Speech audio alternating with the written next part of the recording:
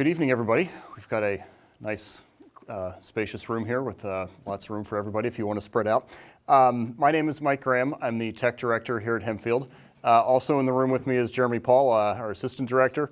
If you're coming to any of the other tech sessions here this evening, we're kind of all in LG1 here, so you'll see both of us throughout the rest of the evening if you come back and join us for the follow-up sessions.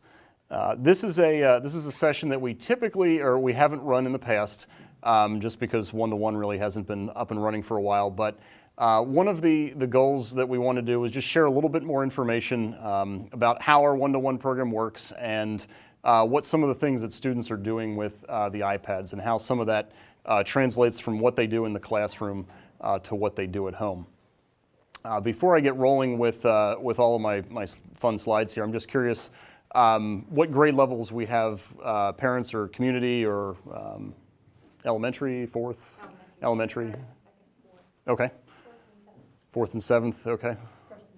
First and third and first, okay. So, and fourth, okay. So I think that covers, every one-to-one grade level we have. We have one from just about everyone. So I may highlight a couple of different things here. If you have a first grader, that program just launched about a week ago. Where we distributed the iPads to the classrooms. Seventh and fifth grade are the new grade levels this year, although those fifth graders carried their iPads over from fourth grade last year. So I wanted to kind of just start off this presentation and recap a little bit about kind of the district's vision of how technology fits into the classroom. And compare it a little bit with how one-to-one works in some other districts. And to talk about this, just kind of address, why we picked the iPad as a device. What you see up here, this is a photo taken at LMS. It was probably about 2 weeks ago, and I think it's a good illustration kind of how we're integrating technology into the classroom, and that we really want it to be an organic experience in the classroom where it fits. We very purposely did not want it to kind of take over the classroom where we have students sitting behind a device the entire time they're in school. That is not our goal. That is not the objective of one-to-one. Our vision of one-to-one is that it is an enhancement to the instruction students are already getting here at Hempfield. It's where it fits. It's not everything.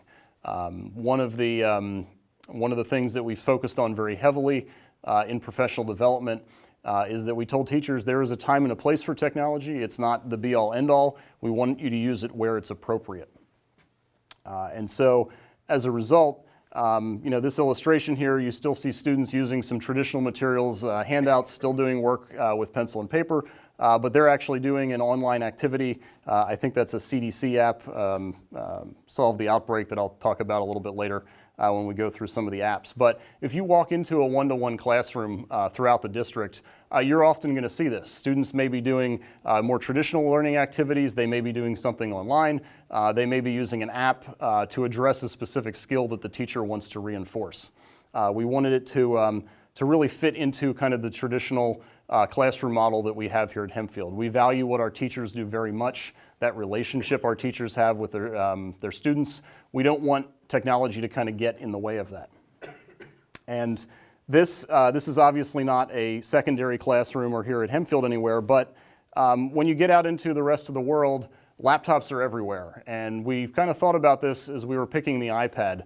And if you've ever been in a meeting where everybody has a laptop open, there's a certain disconnect that kind of happens. It's very difficult to explain if you've never sat in a meeting like that. But when everybody has their laptops open, you're on the other side, if all of you had it out, and you're facing a scene like this, it kind of creates a disconnect. There's almost like a wall that goes up between the two sides, the teacher and the student.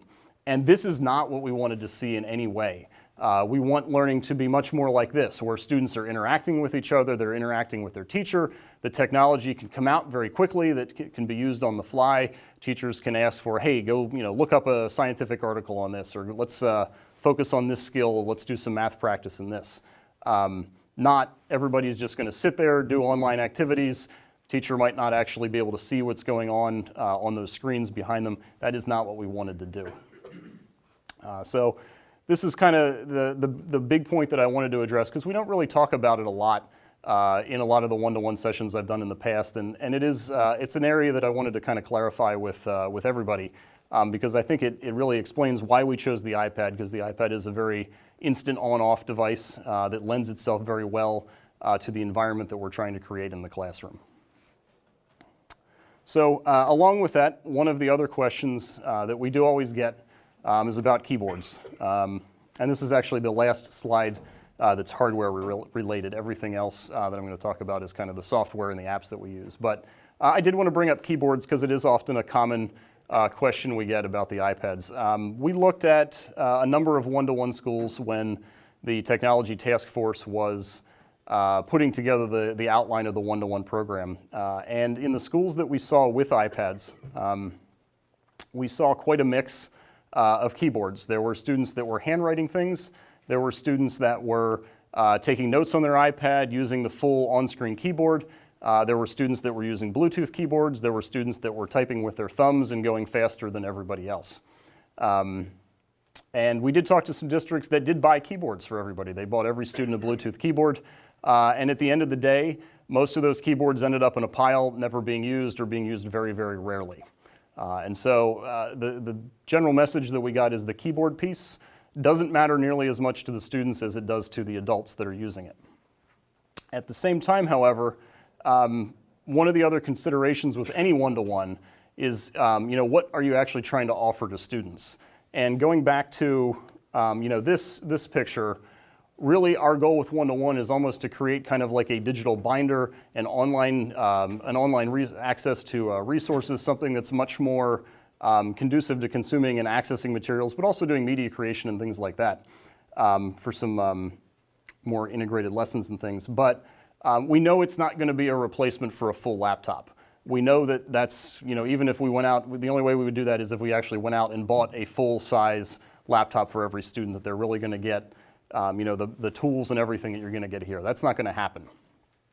So as a result, the keyboard is one of those things that's kind of a trade-off when you get down to the device, like the iPad. We looked at other factors like, what would repairs be? Fortunately, as we kind of expected with the OtterBox cases that we issue, repairs have been very, very, very low. We only had 10 last year out of the 500 iPads that we issued. So in that respect, that's worked out very well. However, we know there are going to be times where students do want to use a full-size keyboard. Students have the option of using an external Bluetooth keyboard. So if they do want to use one at home, they can.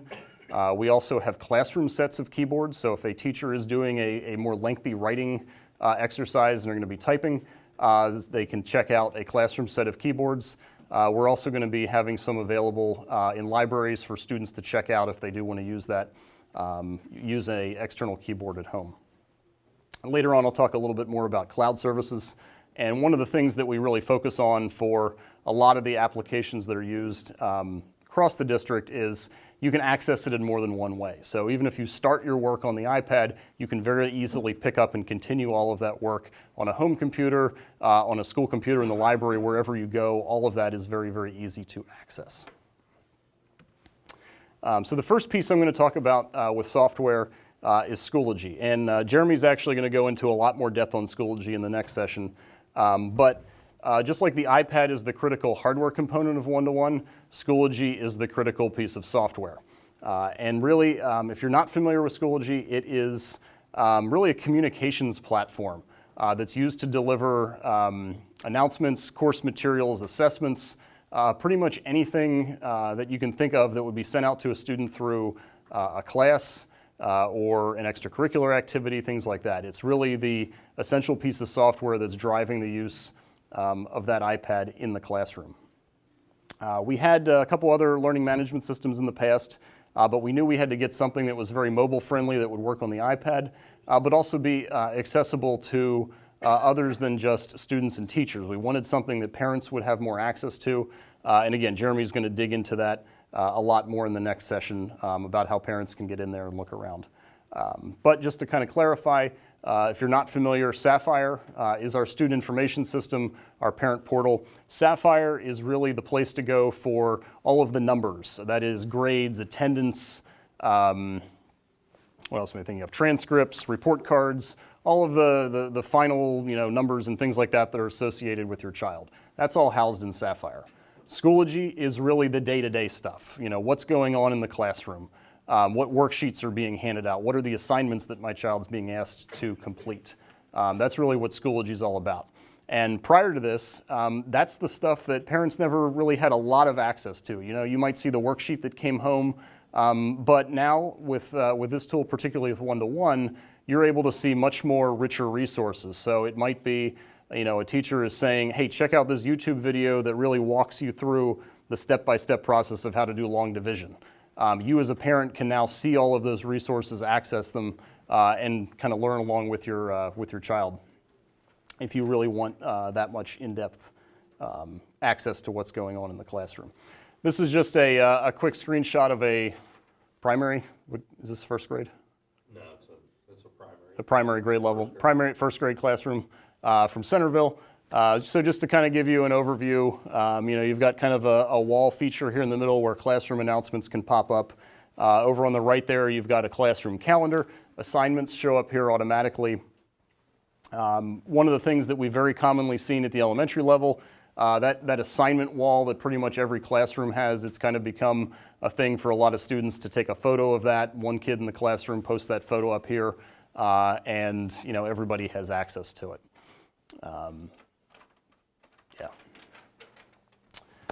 So just to give you a couple examples here, and I apologize if they're kind of hard to read back in the back there.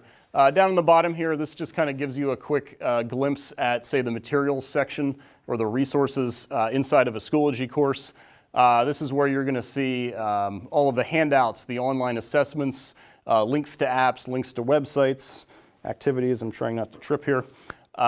Things like that. That's all the stuff that's associated with a course. But there's some other examples up there of kind of the interaction, that communications piece that comes up. So on the left up there, and we've kind of redacted some names and things. That's Mrs. Erb over at Farmdale. That's a student asking online, hey, I'd like to come in during recess and get some extra practice with some homework.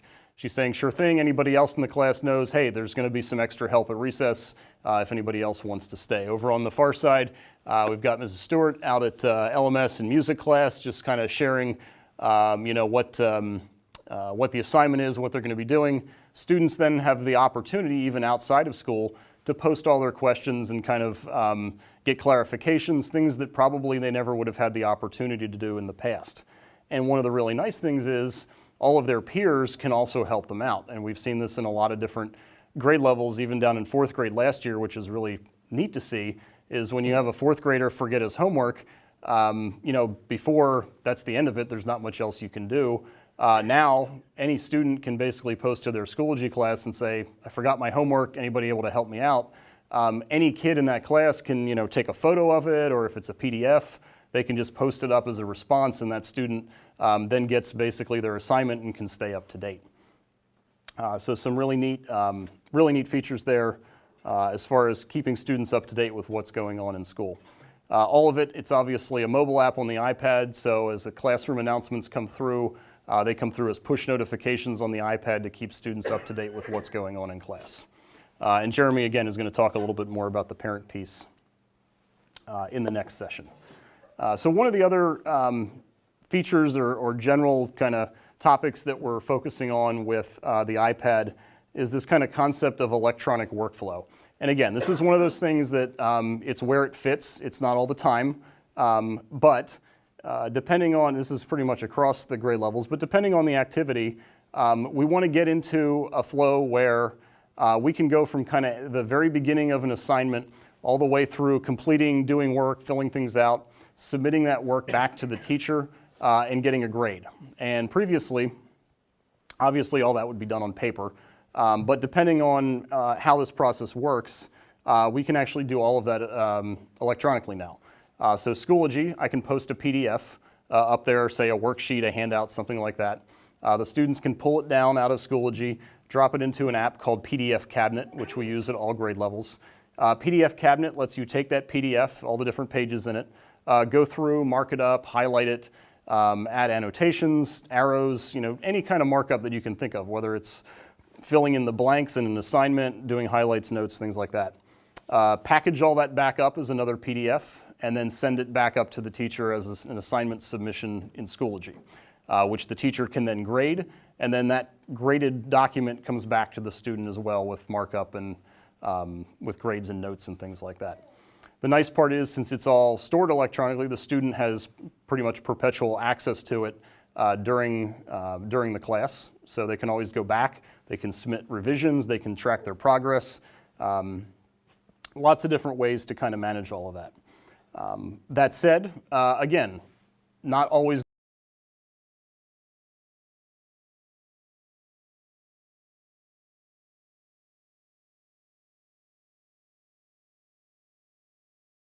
going to be appropriate to do everything PDF from one end to another electronically. We've seen a lot of cases, even at the secondary level, which doesn't have one-to-one yet, where a student may be doing work by hand, calculus, some things that really don't necessarily translate well to the iPad, doing things on the screen. We know that's going to happen. It wouldn't even happen really well with a full-blown laptop. Drawing out integration and stuff like that in calculus and algebra and whatnot, proofs in geometry, it's kind of painful. We don't want to force students into doing everything on the iPad. As a result, though, we can still take advantage of this electronic workflow. So if a student is doing their homework, their worksheet, it's very easy. Take a nice photo of it with the iPad, straight over top, nice and level. Take that photo, submit it up to their teacher. Teacher can mark it up. Then they've still got an ongoing electronic record of all of their homework they've submitted and the grades that they have on it. One of the things that we do often commonly see teachers using in class is students may still be doing their homework, but if a teacher sees a really creative, inventive way that a student solved a problem, they can take a picture of it, or that student can submit it. Teacher can then very easily project it up to the board. We see that a lot with pretty much any of our one-to-one grade levels, where teacher may ask a student to share their work. All they have to do is swipe up on the iPad, pick the projector in the room, and they're instantaneously controlling the projector and sharing their work with the rest of the class. It's a really powerful tool just for sharing what's going on in the classroom and how work is being done.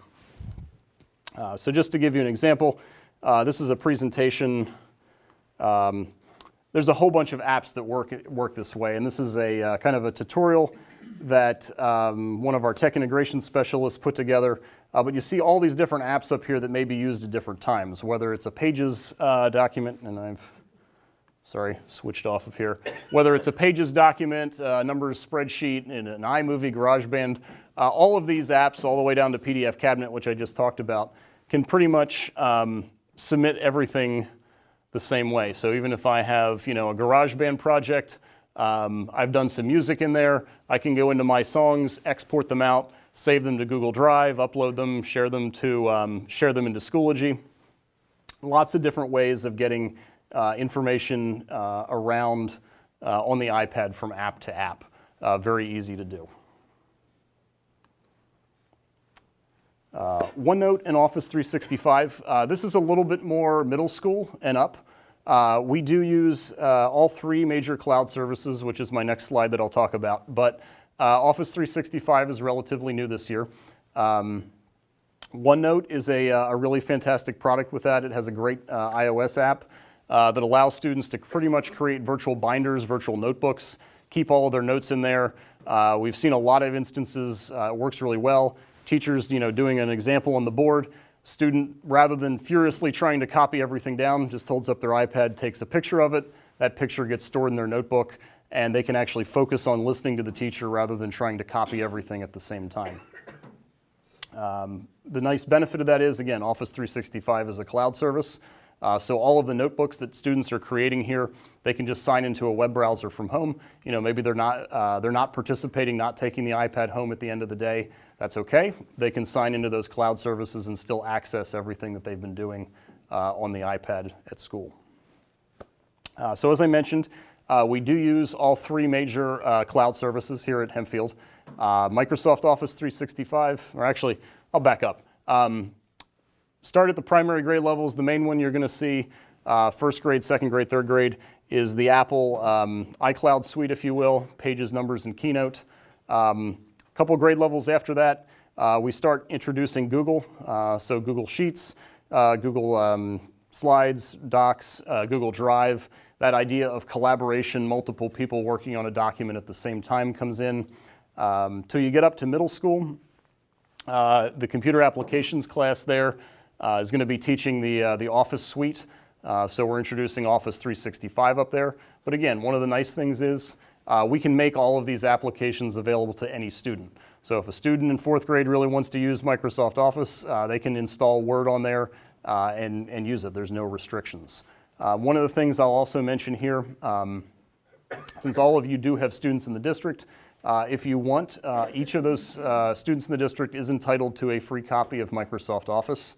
Don't know if you've heard that, but if you get your kid to sign into the Microsoft Office 365 portal, that's off of the Student Start page. There's a download button there. All they have to do is click that and you'll get a brand new copy of Office, Microsoft Office you can install on your home computer. So it's a nice benefit for any student in the district if you're running an older version of Office and you'd like the upgrade. So within a one-to-one classroom, there's obviously a whole bunch of different apps in different subject areas. And I've got a bunch of examples here, but we don't obviously have enough time to talk through everything this evening. But I do have some examples, and one of the ways that's new this year is how those apps are actually distributed to students.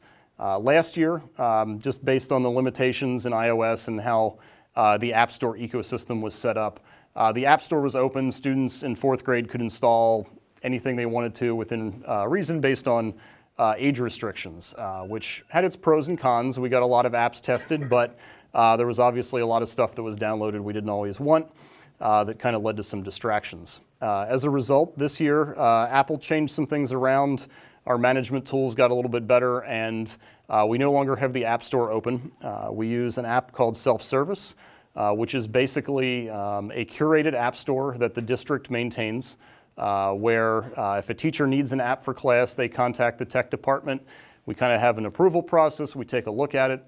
Once everything looks good, we put it into Self-Service. Any of the students in the appropriate grade levels can then install that app by going into Self-Service, finding the app, and hitting install. There's no Apple IDs associated with it. It's a very clean process. It's a very quick process. Software updates are all handled automatically. It just kind of runs in the background. I mentioned it is grade level specific, so you're not going to see, the AP Gov textbook popping up in a first grader's self-service app. We do kind of do some grade level bands in case you have a student that really wants to accelerate, get some advanced content. They might see some apps from a grade level above. Likewise, you're also going to see a couple apps from the grade levels below. But self-service is really the main tool we use for pushing apps out to all of the student iPads. There's a kind of entry set of apps that every student gets automatically with their iPad. Depending on the grade level, it's always the productivity apps, the Pages, Numbers, Keynote, the Google apps, and then some of those utilities like PDF Cabinet, GarageBand. I'm trying to think, Jeremy, what some of the other ones were that are automatically installed. But just the basics. And then beyond that, teachers can just ask their students to install a particular app for the lesson and then delete it when it's done. So. It was the Apple apps and the Google apps. And yeah. So just for some examples here, math department, these are kind of all over the place in terms of grade level. Those of you that have had elementary students here for a while, you may be familiar with the Pearson Success Maker, ILS. It's had many different names.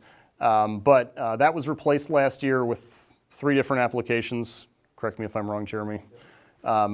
Extramath.org, Think Through Math, and First in Math, and they're each at different grade levels. It's not 3 programs at everything. But they're all obviously built to run on the iPad. They're all web-based. One of the nice parts is now, rather than Success Maker being an only in-class thing, students can continue to do work at home if they want extra practice, acceleration.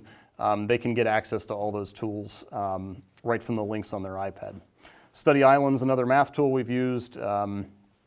Big Ideas Math is the math curriculum in 7th, and I forget the other grade levels. Is it 4, 5, 6, and 7? Big Ideas Math? Yeah. Is that what it is? Yeah. That is a traditional textbook, so the classrooms do still have physical books. However, there's a great deal of resources that came with that curriculum that are all either web-based or app-based. And so as a result, there's apps in there that students can download that pretty much go step by step through a lot of the problems, explaining additional resources, talking through how all of that works. Dice roller, that's a real simple one when you're talking about probability, things like that. This is just an example of more of an elementary level, basic math app that could be used there for talking through probability and things like that. Social studies, Google Earth. These are just two examples for geography. The bottom one down here is I Learn Continents, which is kind of a Continents and Oceans, I think is the full name, which is really more of an example of kind of an interactive textbook talking through different features of the globe, things like that. Google Earth, Google Maps, if you've ever used those. Really nice to be able to pull up satellite images of just about everything on Earth in front of every student. Science. Solve the Outbreak is that what was the app that those middle schoolers were using in that first picture. That's the photo on the right there. It's kind of tough to see. There's a good bit of text there. Basically, it walks them through how does the CDC respond to a virus outbreak, and what is that, all of the science behind that, and how the virus interacts with different life forms and things along those lines. At the elementary level, iCell is another app that we use when we introduce the concept of cells. It gives you some 3D representation. You can kind of manipulate them on the iPad, bring up all of the vocabulary that's associated with those the different parts of the cell, things like that. Language arts, again, a couple examples here. Duolingo is actually used by our English as a second language program that allows you to kind of on the fly, that's Duolingo over there, allows you on the fly to translate between English and other languages. This isn't, it's available to all students, so if you have a student or a child that's just learning Spanish or something on the side as a actual second language, they have free access to that. Read 180, Spelling Cities in elementary, spelling app very similar to the math apps that I spoke about where it's all based online. They can walk through practice spelling. Read 180 is another a reading program at our middle school level. Again, walking students through pretty much anything language arts related there. Music, again, just some examples here. TroubleCat is an elementary level, learning notes, learning the music staff, things like that. Counting all the way up to kind of at the middle level here, Pro Metronome is a utility our music teachers at the middle school level have been encouraging students to use when they're practicing. So you have real easy access to a lot of powerful music tools that, when I went through here and learned violin, I certainly never had unless I went out and bought a metronome. I can now, you can just fire that app up. Likewise, we did have a board presentation from the two middle school music teachers last week, and they were actually sharing some other things that they've done. The iPads in general for them have been really powerful because previously, if they wanted to evaluate students on their playing performance, how well they're mastering their instrument, they had to sit there and listen to every single student play. Now, for the students that are taking the iPad home, those students can then record themselves playing, submit that to Schoology as an assignment, and they actually get back class time then that they can use for more instruction. So really opening up some different doors to more classroom time to cover additional instruction. English, again, Primary Writer is more of a first grade app over there. Some poem writing apps here just to kind of walk students through the structure of different poems, how things are set up. Grammaropolis is another one that just kind of teaches grammar at the elementary level. Others, and this is kind of my last slide here before you guys, if you have any questions, there's apps for almost everything. As of right now, I think we have more than 200 in the district catalog that are on all of the iPads. They may be very specific, down to one lesson in one grade level in one subject area, all the way up to something that's going to be used in almost any class. CardFlow is a great example. You think about flashcards, how you used to have to write everything out. Now at this point, if you want to have students work on building flashcards, they can either take photos, copy and paste out of their notes, or have the teacher build a set of flashcards and just distribute that out to students, and they can kind of go through and quiz themselves on the iPad. A bunch of different ones up here. Again, everything from Scholastic Classroom Magazine at the elementary level, Nook's Kindle apps, all the way up to AutoCAD 360, which is a tool for viewing AutoCAD files that our engineering class uses at the middle school level. So again, we only had 25, 30 minutes, so that's obviously compacting a lot of stuff with one-to-one. But again, this was kind of the first time we ran this session, and just kind of wanted to give you an idea of how the iPads are being used, how they fit into instruction, and what we're kind of trying to do here at Hempfield with technology. So with that said, if you guys have any questions, I'll be happy to answer it. But session's almost over. Yeah. I won't be able to make your session 3 because I'm going to be at Okay. one, but I was wondering about, you're saying all of the apps are through self-service? Yes. So therefore, our students shouldn't be downloading apps on their own, or they would not even be.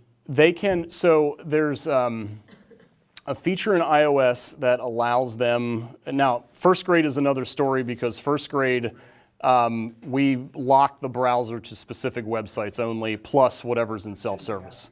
Correct.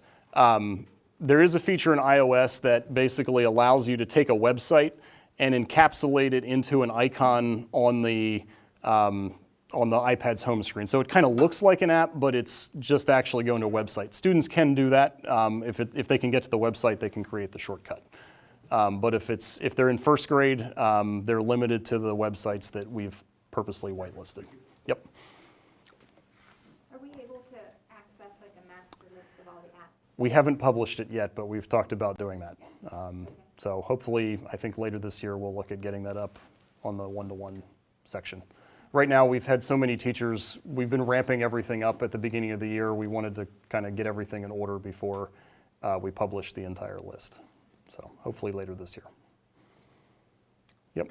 When you go through the approval process for like the apps and the websites the district uses, have there ever been any apps or websites that you've said, like you've looked at the privacy policy in terms of service and said, no way? Yes. Like, Many, well, I don't say many times, but yeah, there have been ones.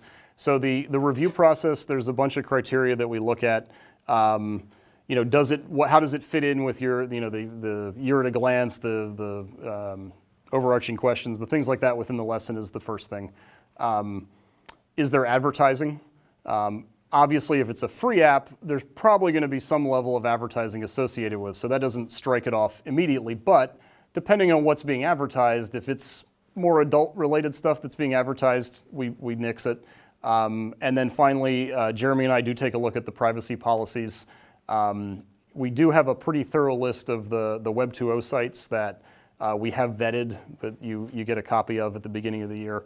With apps, it's usually not a huge deal unless they're making you sign into something. If it's just creating it locally on the iPad, it's not a big deal. But the sign in, anytime that they're asking for email, username, password, that's kind of our trigger to go back and look through the privacy policy for what they're actually doing with the data. So yes, we do review all of that. And we kind of have a hierarchy of that. We have the teachers look at it first, then we have our instructional tech staff take a look, and then we vet it as well. You also have a list of those too, so you don't go here. You mean the ones that we've rejected? Yeah. Yeah, I'd have to go back and look at. Yeah, we'd have Yeah, to go back and look and see which. yeah. Usually once we do. I guess have a list of the ones we've rejected somewhere. Yeah, it wouldn't necessarily be all in one location. but Yeah, we'd have to pull it together. So right now, one of the things we're trying to do is, as one-to-one kind of expands to all the grade levels, is kind of bring that approval process into something a little more formal. Because right now it's actually through Schoology groups where the teachers fill out a Word file, submit that, we look at it. We're trying to get to something that's a little more official, that's got approval dates, and we have a history of what actually happened. So that's kind of where we're going with that. There are an occasion where, maybe an app has changed something in their system that we would get notified of, and we'd go back and take a look at it. Yeah. If it then doesn't meet that criteria, we would actually remove it from the iPad. Yeah, we have removed apps before. There was a thesaurus app that we used for, I want to say, 3 or 4 years, even prior to one-to-one. That was fantastic. It was even a paid one that became free that we got enough copies of. We removed that about a month ago. when we discovered that the vendor had added in, defaulted on slang terms in addition to just plain English. So there were all kinds of adult-related slang that slipped in there, which was not in there in the original version. So we actually removed that. And one of the nice things is with how we manage the iPads, once we remove it, they just all get yanked off of every student's iPad and they all just go away. So we do have the ability to kind of pull stuff back if we find a problem. And then I just have a question about Schoology. Mhm. What is the staff's expectation to use it? We have children in 3 different classes, and I'm going to defer that to him with the next session. Are you saying for the next session or? Okay. we have like one of my daughters, the teacher might use it maybe half the time. One, that it only uses it for calendar purposes, and then one uses it not at all. So it's kind of, I know it's a transition thing, but kind of what we should be looking for. Yeah, it is very much a transition thing. The elementary has had 1 year of it so far. The secondary has had 2 years of it. So, especially in the primary area, some of our teachers are starting to use it for their homeroom course and posting things there, resources, or just the events piece that you saw on the right-hand side. Yeah, we only see the events in one of the classes. Yeah, and we're trying to move towards standardizing some of that. I don't know that we're quite there yet.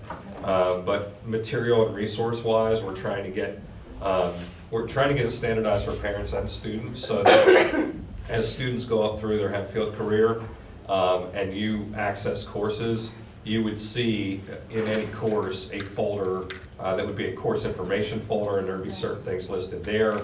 Then you would go to the next folder and you would actually see Unit 1, and it would match up with the YAG that you see in our curricular side of things. So we don't want to drill down too far beyond that. So teachers do organize things within those units different ways.